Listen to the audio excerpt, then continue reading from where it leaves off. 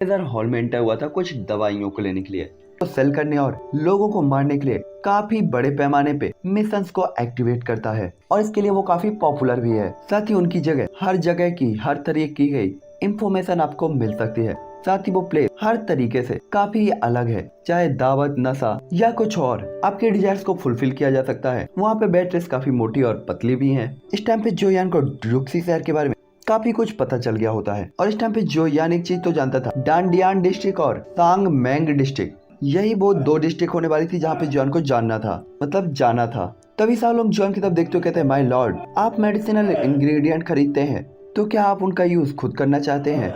उसकी बात को सुनकर जॉन तुरंत ही अपना सिर हिला देता है, जिसमें वो तुरंत ही कहता है, मुझे उम्मीद नहीं थी कि मिस्टर जो वास्तव में एक एल्केमिस्ट होंगे। वैसे आपका ग्रेड कौन सा है? और ऐसा करते हुए ले साओलोंग जॉन से स्टार्टिंग का कन्वर्सेशन स्टार्ट करता है। तभी जॉन एम्बेरस होते हुए कहता है, मैं ग्रेड 1 का एल्केमिस्ट हूँ। ये सुनकर साओलोंग तुरंत ही कहता है, माय लॉर्ड, इसमें एम्बेरस होने वाली भला क्या ही बात है? एक एल्केमिस्ट का जो लेवल होता है या पोजीशन होती है वो काफी हाई होती है। मुझे तो पता भी नहीं कि पिल कैसे रिफाइन की जाती है, लेकिन मुझे लगता है कि ये काफी ज्यादा मुश्किल है और आप अपने आप को इस फील्ड में और भी ज्यादा शार्प कर सकते हैं। उसकी बात को सुनकर जोयान भी थोड़ा सा शांत हो जाता, क्योंकि पहली बार था जब उसने इस तरीके के कन्वर्सेशन को सुना था। तभी साओलोंग कहता है, वैसे एक और भी रास्ता है इस एल्केमी का, लेकिन वो शायद और भी ज्यादा धीमा हो सकता है, या कि आपके लिए ये फास्ट भी हो सकता है। जिसपे जॉन थोड़ा सा क्यूरियस होते उनकी तरफ देखता है और कहता है, सीनियर, मैं वास्तव में क्यूरियस हूँ और मैं सुनना चाहूंगा। आखिरकार हर कोई जानता था पिल रिफाइनमेंट कितनी ज्यादा कठिन थी, लेकिन उसके सामने वाला पर्सन वो वास्तव में अगर उसका कोई भी हेल्प कर सकता था तो जोयान इसे चूकना बिल्कुल भी नहीं चाहता था। जिसपे सालोंग तुरंत ही कहता है, फिर मैं आपको जरूर इसके बारे में बताऊंगा। पिल रिफाइनमेंट करना काफी ज्यादा कठिन लगता है, यहाँ तक कि एक हाई लेवल का एल्केमिस्ट काफी हाई पोजीशन रखता है, लेकिन जहाँ तक मुझे लगता है कि एक एक्सपर्ट एल्केमिस्ट बनने के लिए केवल 6 एट्रीब्यूट की जरूरत होती है, जिसमें से पहली चीज निश्चित तौर पर बहुत सारी मेडिसिनल इंग्रेडिएंट है और जब तक आपके पास पैसा है तब तक आप इसे खरीद सकते हैं। दूसरी बात, क्या आपको पिल स्क्रोल की जरूरत है, क्योंकि पिल फॉर्मूले की ही हेल्प से आप पिल को रिफाइन कर सकते हैं और बहुत सारा पैसा कमा सकते हैं। तीसरी चीज, आपके पास एक अच्छा कूल ड्रोन होना चाहिए जो आपके एनर्जी को कम कंज्यूम करे और सक्सेसफुल रेट को ज्यादा बढ़ा दे। और इस पॉइंट तक रुक कर वो जो यान की तरफ देखता है तो अपना जो यान तुरंत ही से हिलाता है। तभी जो यान को इस चीज को एक्सेप्ट करते हुए देखकर साओलोंग तुरंत ही कंटिन्यू रखते हुए कहता है, फोर्थ, आपकी फ्लेम कंट्रोल एबिलिटी काफी ज्यादा अच्छी होनी चाहिए और यही सबसे जरूरी भी है। मेरा मानना है कि आपके पास इसकी गहरी समझ होनी चाहिए। जिसके बाद पांचवा है, आपके पास सबसे स्ट्रॉन्ग स्पिरिचुअल पावर भी होनी चाहिए, वरना आप पिल रिफाइनमेंट को ज्यादा देर तक कंटिन्यू नहीं रख पाएंगे। और लास्ट, ऑब्वियसली, पिल लाइटिंग के साथ फाइट करने के लिए आपके पास स्ट्रॉन्ग पावर होनी चाहिए, वरना आपकी पूरी ही मेहनत बेकार हो सकती है। हालांकि मुझे नहीं पता कि मिस्टर जो यान क्या सोचते हैं, क्योंकि मैं एक एल्केमिस्ट नहीं हूँ, मैं केवल अपनी तरफ से इन थॉट को रख सकता हूँ। तभी जो यान अपने मन में साओलोंग की तारीफ करता है, क्योंकि आखिरकार एक एल्केमिस्ट के तौर पर पिल रिफाइनमेंट करने वाले इन 6 रिक्वायरमेंट्स को ऑब्वियसली हर एक एल्केमिस्ट जानता था, लेकिन इतनी आसानी से इतनी शानदार तरीके से एक्सप्लेन कर देना, वो भी एक एल्केमिस्ट ना होते हुए, ये सच में काफी बड़ी बात थी। जिससे जोयान वास्तव में अपने दिल में कहता है कि कोई आश्चर्य नहीं कि इसे मैनलैंड के अंदर सबसे बड़े ऑक्शन हाउस का मैनेजर, मतलब हेल्पिंग मैनेजर होना चाहिए। दूसरी तरफ जोयान अपने दिल में सैन लॉन्ग द्वारा कही गई बातों को भी अपने आप से कंपेयर कर रहा होता है, जिसके बाद जोयान कहता है, बात करने की जरूरत ही नहीं, पिल फॉर्मूले तो मुझे ओल्ड डायमंड एम्परर द्वारा काफी सारे दे दिए गए हैं, जो कि काफी हाई लेवल तक के हैं, जिससे जॉन काफी टेंशन फ्री था। फिर उसके पास स्काई फायर भी थी, कायो सोली फ्लेम और अर्थ एक्सप्लोसिव फ्लेम का कंबाइन फ्लेम। जिसके बाद उसकी स्पिरिचुअल पावर जो एम्परर स्टेट लेवल पर थी, लेकिन यह बुरा नहीं था, क्योंकि ब्लड स्प्रेट आर्ट का यूज करते हुए जॉन इसे आगे बढ़ा सकता था। जहाँ तक बात थी पिल लाइटिंग की, जो यान को इसके बारे में फिक्र करने की जरा भी जरूरत नहीं थी, क्योंकि जो यान के पास था लॉन्गी। और इन 6 एट्रीब्यूटों में केवल एक चीज जो गायब थी, वो था पैसा। जो यान के पास पैसा नहीं था, उसके पास केवल 1000 ड्रैगन पैटर्न कॉइन थे और मैरोपिल को क्रिएट करने वाले इंग्रेडिएंट्स को खरीदने के लिए और बिन लान ब्रांच को भी खरीदने के लिए उसे सैकड़ों ड्रैगन टीयर गोल्ड कॉइन की जरूरत थी। और ये सोचकर जॉन थोड़ा सा उदास हो जाता है, और जॉन कैसे उदास होता हुआ देखकर साओलोंग वो तुरंत ही थोड़ा सा जो यान की तरफ देखते हुए कहता है, मिस्टर जो यान, आप उदास क्यों हो रहे हैं? तभी जॉन कहता है, मैं लगता है अभी याओक्लेन नहीं जा सकता। जिसपे साओलोंग कहता है, अगर आप अभी याओक्लेन नहीं जाना चाहते तो क्या आपके पास कोई स्ट्रेटेजी या इंफॉर्मेशन है? तभी जॉन रिप्लाई करते हुए कहता है, चलो पहले डांडियान एरिया में चलते हैं। इस टाइम पे जोयान भी अपनी एल्केमी को सुधारने के लिए काफी क्यूरियस होता है। साथ ही पिल ट्रेड फेयर अभी भी डांडियान डिस्ट्रिक्ट के बार्म होल के एग्जिट गेट से कुछ दूरी पर था। तभी जॉन कहता है, मैं वहाँ पे बस केवल कुछ इंग्रेडिएंट्स और पिल को खरीदने के लिए जा रहा हूँ। तभी साओलोंग कहता है, अगर आपको कोई आपत्ति ना हो तो क्या मैं आपके साथ चल सकता हूँ। ये सुनकर जॉन स्माइल करता है और वो जानता था कि ये सिर्फ एक बहाना है। उसने अंदाजा लगा लिया था कि हेल्पिंग मैनेजर 6 स्टार डेमनकोर को नहीं छोड़ना चाहते, लेकिन जॉन के पास मना करने का कोई कारण भी नहीं था, इसलिए जॉन एक्सेप्ट कर लेता है और दोनों ही वार्म होल की तरफ चेकआउट करते हैं। साथ ही रास्ते में काफी सारे मर्चेंट्स और आसपास के लोग साओलोंग को देखते तो तुरंत ही उन्हें ग्रेड भी करते हैं, क्योंकि साओलोंग से यहाँ पे काफी सारे लोग परिचित थे। हालांकि तभी अचानक साओलोंग रुकता और थोड़ा सा सीरियस होते हुए जॉन की तरफ देखते हुए कहता है, माय लॉर्ड, मैं आपको एक बात बताना तो भूल ही गया, ये बहुत इंपॉर्टेंट है। साथ ही आपकी सिक्योरिटी के लिए मुझे उम्मीद है कि माय लॉर्ड अपनी रियल आइडेंटिटी दूसरों को नहीं बताएंगे। ये सुनकर जॉन थोड़ा सा हैरान हो जाता है और जल्दी उसे एहसास भी होता है कि वो बहुत जल्दी पॉपुलर हो गया है, तो शायद इसीलिए काफी सारे लोग ऐसे भी होंगे जो उसके पीछे होंगे। जिसपे जॉन तुरंत ही से हिलाता है और काफी ग्रेटफुल तरीके से साओलोंग की तरफ देखता है। साथ ही जॉन के दिल में साओलोंग का काफी अच्छा इफेक्ट था और कुछ ही देर के बाद वो लोग वार्म होल वाली जगह पर पहुंच जाते हैं। तभी ह्यूमन ट्राइब के वार्म होल से एंटर होकर डांडियन एरिया के वार्म होल से निकलने के बाद जॉन अपने सामने की इनफाइनाइट प्लेस को देखता है, जहाँ पे घर काफी बड़ा होता है और ये शायद एक पिल पवेलियन था जिसके ऊपर एक लाइटिंग का मार्क बना हुआ होता है। साथ ही सिटी का कोई भी अंत या एंडिंग पॉइंट नहीं दिखाई दे रहा था। साथ ही यहाँ के आसपास के घर, उन सभी घरों के ऊपर लाइटिंग की स्टिक गड़ी हुई होती है और ये सभी घर एक काफी बड़े से घर को घेरे हुए होते हैं और बीच में काफी बड़ा यार्ड होता है। तभी साओलोंग जो यान की तरफ देखते हुए कहता है, ये अल्केमिस्टों के दिल में एक होली प्लेस है, पिल हॉल। माय लॉर्ड, पिल हॉल की साइज आपको हैरान कर देगी। ये देखकर जो यान पिल हॉल की तरफ देखता और काफी सरप्राइजिंगली हैरान भी होता कि पिल हॉल काफी बड़ा था।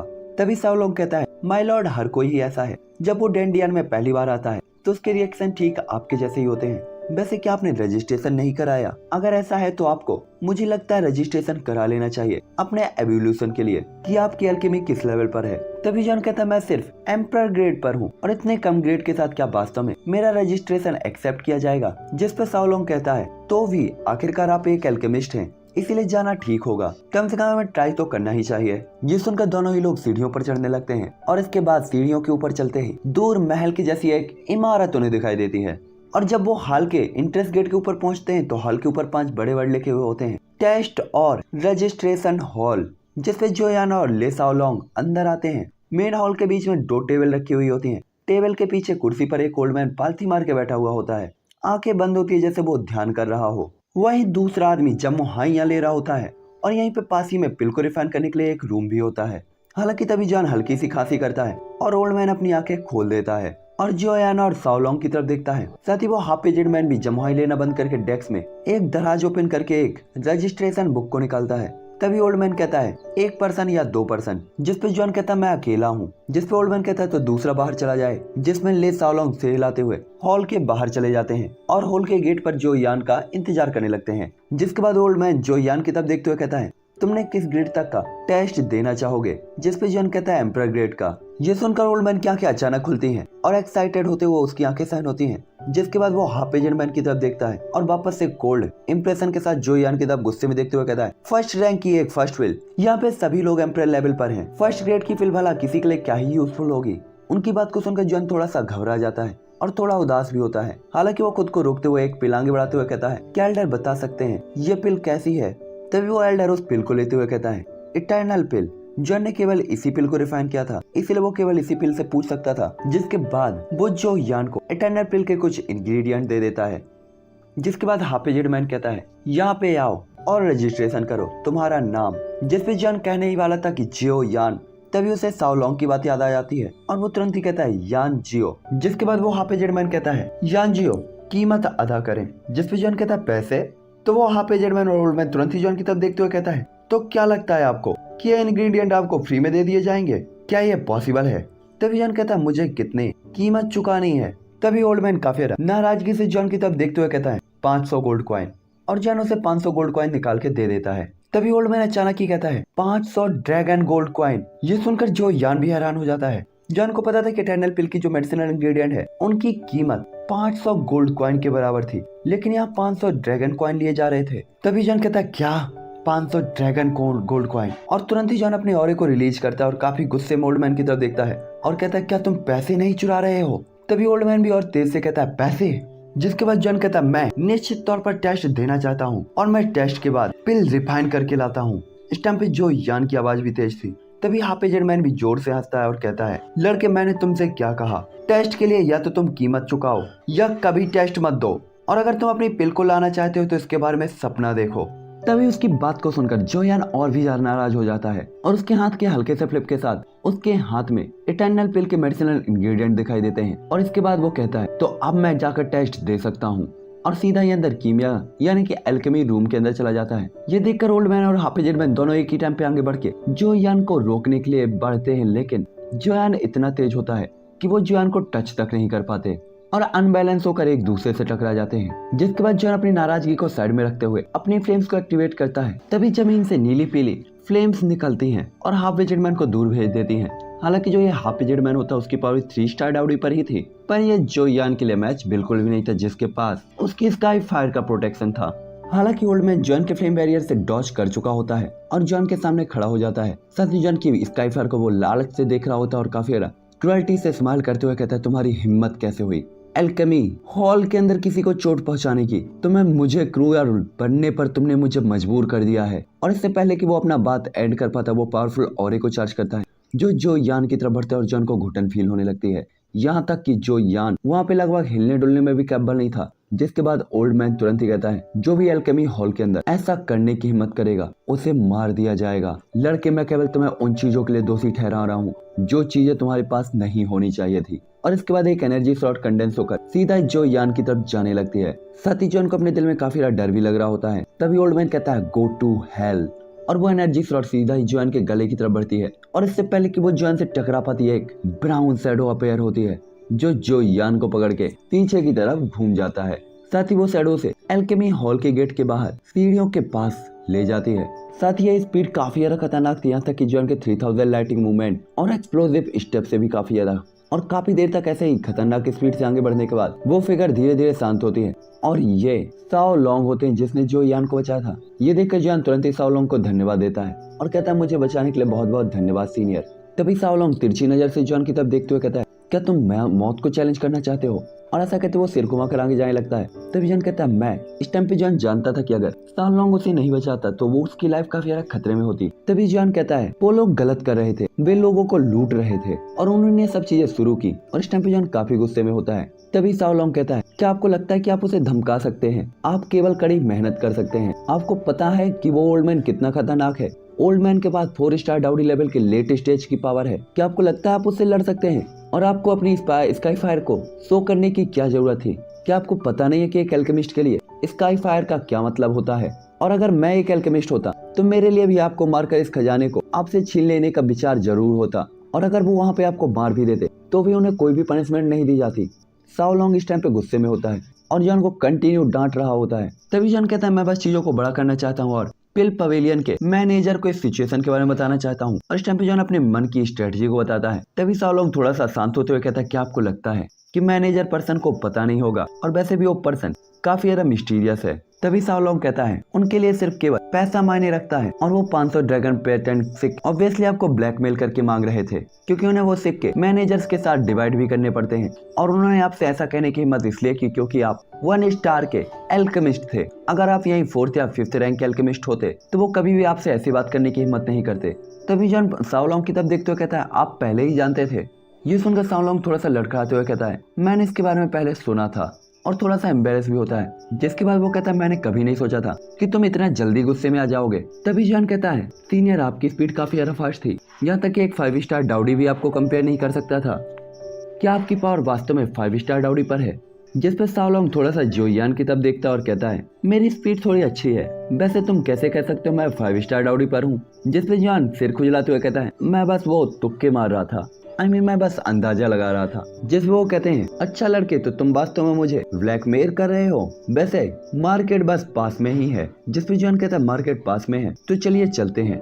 और इसके बाद दोनों ही लोग पिल मार्केट की तरफ बढ़ने लगते हैं। तभी आगे बढ़ते हुए एक सर्कुलर इमारत के ऊपर जो यान की नजर पड़ती है, बिल्कुल गोल मटोल, और इस इमारत ने बहुत बड़े एरिया पे कब्जा कर रखा होता है और ये काफी नक्काशीदार भी होती है। साथ ही ये जो इमारत होती है इसमें 8 दरवाजे होते हैं जो एक दूसरे से जुड़े हुए थे और इनमें आना जाना लगातार लगा हुआ होता है। साथ ही एक बिजनेस बिल्डिंग होती है जो लगभग 20 मंजिला ऊंची होती है और इस बिल्डिंग के चारों तरफ बिल्कुल एक सर्कुलर वे में सीढ़ियां लगी हुई होती हैं और ऐसा लग रहा होता है जैसे कोई लंबा ड्रैगन इस बिल्डिंग के चक्कर लगा रहा हो। जिसके बाद लाओसान जॉन को बताता है कि डेली ट्रेडिंग वॉल्यूम है पिल मार्केट, जिसपे जो यान ट्रेडिंग मार्केट में साओ लोंग को फॉलो करता है। और इसके बाद फर्स्ट फ्लोर पर जब जो यान ट्रेडिंग हॉल में आता है तो ट्रेडिंग हॉल को कई एरियाज में डिवाइड किया गया था। साथ ही इस फ्लोर में ग्रेड 1 का मार्ग बना हुआ होता है और अंदर काफी ज्यादा भीड़ भाड़ होती है। साथ ही स्टोर के अंदर जो कस्टमर्स होते हैं वो मोल भाव कर रहे होते हैं और काफी बिजी दिखाई दे रहे होते हैं। तभी साओ लोंग बताते हैं 5th फ्लोर पर पिल खरीदी और बेची जाती है, जिसमें लो से लेकर हाई लेवल तक की रैंक 5th तक की पिल है, लेकिन बहुत ही कम लोग हैं जो कि 5th रैंक तक की पिल को लेते हैं और सबसे ज्यादा ह्यूज क्वांटिटी में रैंक 1 और रैंक 2 की पिल खरीदी जाती है। जिसके बाद 3rd और 4th, जिसके बाद साओ लोंग बताते हैं 6th फ्लोर के ऊपर मेडिसिन इंग्रेडिएंट है और सभी टाइप के लो ग्रेड से लेकर अपर ग्रेड तक इंग्रेडिएंट यहाँ पे पाए जा सकते हैं। साथ ही वहाँ पे कई तरह के मैजिकल कोर और हेवन मेडिसिनल कुलड्रोन भी हैं। तभी जॉन कहता है क्या मैजिकल कोर को बेचा भी जा सकता है, जिस पे साओ लोंग कहता है बेशक, जब तक आपको पिल की जरूरत है आप उसे यहाँ बेच सकते हैं। चलिए अब मार्केट में चलते हैं। और ऐसा कहते हुए दोनों लोग आगे बढ़ जाते हैं और खरीदते टाइम जो यान जानबूझकर डेमन एम्परर द्वारा दिए गए स्क्रोल्स के इफेक्ट वाली पिल्स को ही चुनता है। साथ ही उसके हाथ में रैंक 2 की पिल के 2 पिल फॉर्मूले थे। साथ ही इन फॉर्मूलों को रैंक 1, रैंक 2 और रैंक 3 में डिवाइड किया गया था। 1 पैटर्न पिल, 2 पैटर्न पिल और 3 पैटर्न पिल, जो कि डाउडी के 2 स्टार, 3 स्टार और 4 स्टार के वॉरियर की एनर्जी को क्विक और रिकवर करने में हेल्प करती थी, जिसे आप एनर्जी रिकवरी पिल कह सकते हैं। जिसके बाद दूसरी थी ब्लड क्विक पिल, जिसे कि ट्रीटमेंट पिल भी मान सकते हो आप, जो कि आप लोग को बैटल में या अचानक लगी हुई चोटों को ठीक करने के लिए तुरंत इफेक्ट दिखा सकती थी। साथ ही काफी सारी दुकानों में घूमने के बाद जोयन यहाँ पे काफी सारी पिल्स और इंग्रेडिएंट्स को देखता है और काफी हैरान भी होता है। तभी साओ लोंग कहता है माय लॉर्ड, यहाँ पे अपेक्षाकृत मैं एक बड़ी दुकान को जानता हूँ और उसमें लो से लेकर हाई तक सारी ही चीज अवेलेबल है। मुझे लगता है कि हमें वहाँ पे चलना चाहिए और वहाँ पे अपनी चीजों को मांगना चाहिए। जॉन को भी पता था ऐसे ही मार्केट में भटकते रहने से उसे भी कुछ भी हासिल नहीं होगा, इसलिए जॉन चुपचाप एग्री हो जाता है। जिसपे साओ लोंग जो यान को लेकर इस बिल्डिंग की 4th फ्लोर पर आ जाता है। 4थे फ्लोर पर जो दुकानें थी वो पहले फ्लोर के कंपैरिजन में बहुत बड़ी थी। साथ ही हर एक शॉप के अंदर अलग अलग टाइप की पिल्स होती हैं। साथ ही इन जगहों पर लोग भी काफी ज्यादा होते हैं। जिसके बाद जॉन स्टोर का नाम देखता है तो जॉन समझ जाता है कि शायद ये मर्चेंट अलायंस का अपना एक एल्केमिस्ट एरिया है, जिससे जॉन समझ जाता है कि साओ लोंग इस दुकान से क्यों इतना फेमिलियर है। आखिरकार वो भी मर्चेंट अलायंस में ही है। साथ ही जॉन को पता था कि हर एक गुट और सेक्ट का अपना अपना एक एल्केमिस्ट होता है। जिसके बाद जॉन स्टोर की तरफ देखता है तो वहाँ पे एक छोटा गंजा आदमी बैठा हुआ होता है और जब वो साओ लोंग को देखता है तो तुरंत ही उठकर खड़े होते हुए कहता है ले जियांगली, आप यहाँ खुद क्यों आए हैं? अगर आपको कुछ चाहिए था आप केवल मुझे बता सकते थे। जिस पे साओ लोंग काफी ज्यादा पोलाइटली स्माइल करता है और कहता है मुझे माफ करें, लेकिन आज मैं एक यंग फ्रेंड के साथ यहाँ आया हूँ। और उसके बाद वो अपने पीछे जो यान की तरफ इशारा करते हुए कहता है मेरा ये फ्रेंड एक एल्केमिस्ट है और पिल मार्केट के बारे में जानना चाहता है। तो जो यान, मैं तुम्हें इनसे मिलवाता हूँ, ये है बॉस तू। ये देखकर बॉस तू तुरंत ही जॉन को ग्रीट करते हुए कहता है तू युंडू, और उसके चेहरे पर एक फैमिलियर स्माइल होती है। तभी जो यान भी उसे ग्रीट करते हुए उत्तर देता है। तभी यान कहता है डबल फायर, क्योंकि जॉन ने अपना नाम पिल हॉल के अंदर यान जियो पहले ही रजिस्टर करा दिया था, इसलिए अब जॉन वही नाम दोबारा यूज नहीं कर सकता था। तो जॉन यहाँ पे एक अलग ही नाम बताता है। तभी वो बॉस भी काफी ज्यादा एक्साइटेड तरीके से जॉन को वेलकम करता है और साओ लोंग और जो यान को चाय सर्व करता है। जिसके बाद वो कहते हैं मुझे नहीं पता दोनों यंग मास्टर किस तरीके से मार्केट के बारे में पूछताछ करना चाहते हैं। तभी जॉन कहता है मैं रैंक 2 और रैंक 5 के नीचे, रैंक 2 के ऊपर और रैंक 5 के नीचे बैटल क्विक को तुरंत ही ठीक करने और बॉडी की चोटों को तुरंत ठीक करने के लिए पिल के बारे में जानना चाहूंगा।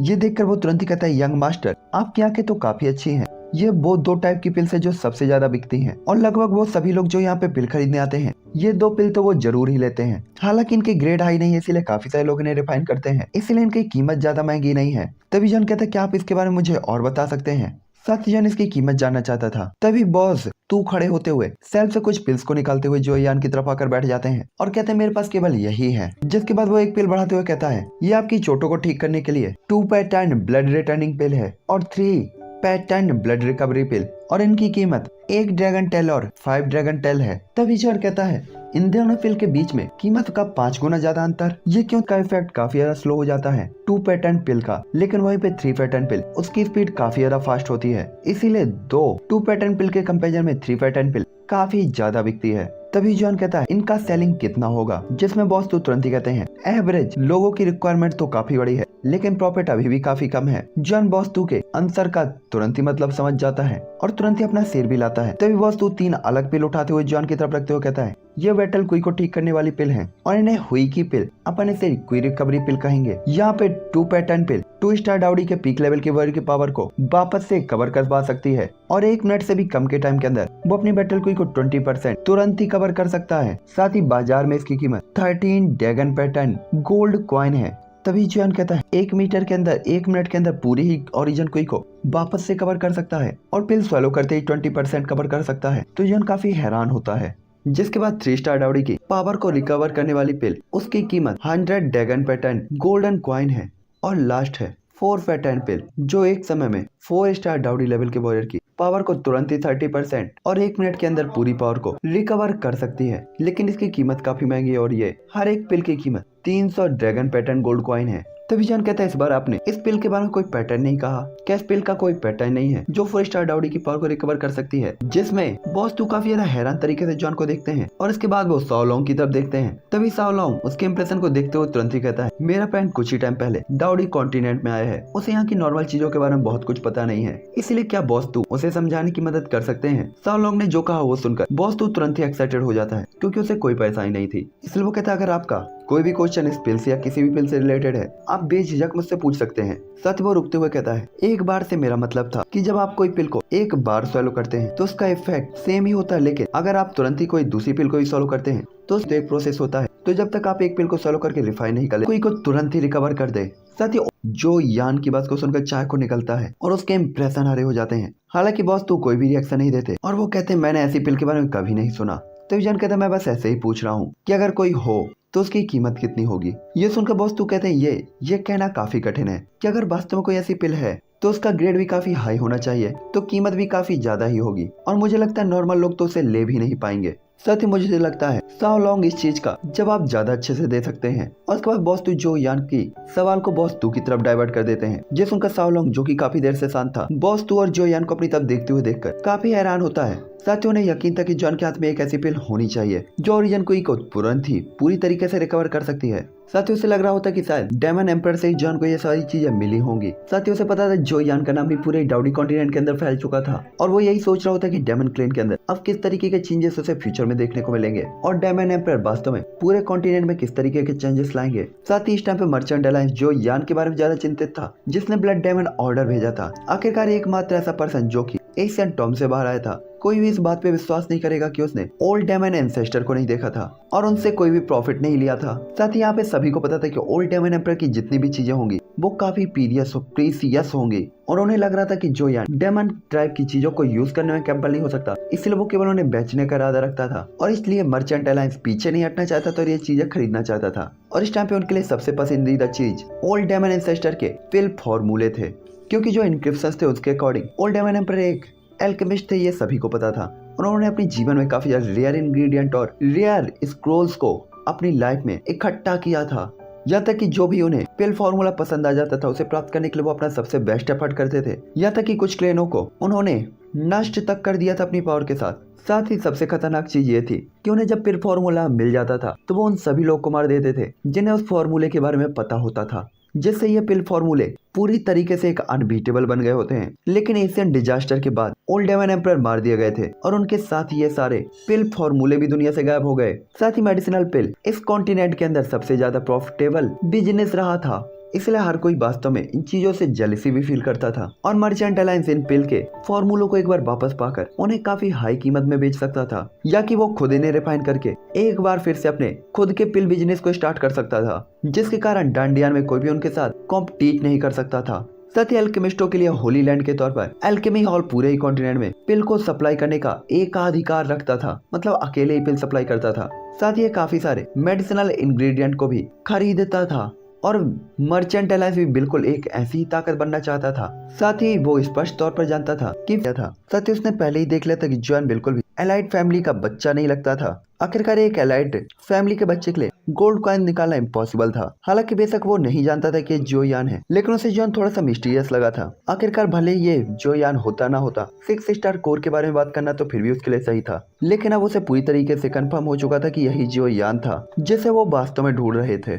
और अगर जो यान यहाँ था तो इसका मतलब ओल्ड मैन एम्परर के पिल फॉर्मूले भी यही थे। तो वो भला एक्साइटेड कैसे नहीं हो सकता था। जिसके बाद अपने दिमाग को स्टेबल करने के बाद ले साओ लोंग चाय पीने का नाटक करने के लिए खुद को मजबूर करता है और खुद को नॉर्मल करते हुए कहता है ये इस बात पर डिपेंड करता है कि वो पिल डाउडी के कितने स्टार के वॉरियर की एनर्जी को वापस से रिकवर करने में हेल्प कर सकती है। अगर 2 स्टार है तो मुझे लगता है कि ये लगभग 100 ड्रैगन गोल्डन कॉइन होने चाहिए। ये सुनकर जॉन कहता है 100 ड्रैगन गोल्डन कॉइन। जॉन को अपने दिल में पता था कि सेकंड रैंक की कोई रिकवरी पिल 30 पैटर्न गोल्डन कॉइन में थी, लेकिन इसकी कीमत जो तुरंत ही कोई को रिकवर कर सकती थी 100 कीमत पर थी। तभी जॉन कहता है क्या होगा अगर 3 स्टार या 4 स्टार हो। जॉन को पता था उस पिल को 3 लेयर्स में डिवाइड किया गया था, यानी 3 पैटर्न पे, 1 पैटर्न पिल, 2 पैटर्न पिल और 3 पैटर्न पिल, जो 2 स्टार और 3 स्टार और 4 स्टार डाउडी लेवल के वॉरियर की एनर्जी को रिकवर करने के लिए यूज होती थी। इसलिए जॉन 3 और 4 स्टार के वॉरियर की कीमत को भी जानना चाहता था। तभी साओ लोंग चौंकते हुए कहते क्या कोई 5 स्टार में भी पिल है, और वो काफी एक्साइटेड होते। तभी जॉन मना कर देता है। ये देखकर बॉस तो भी थोड़ा सा हैरान होते हैं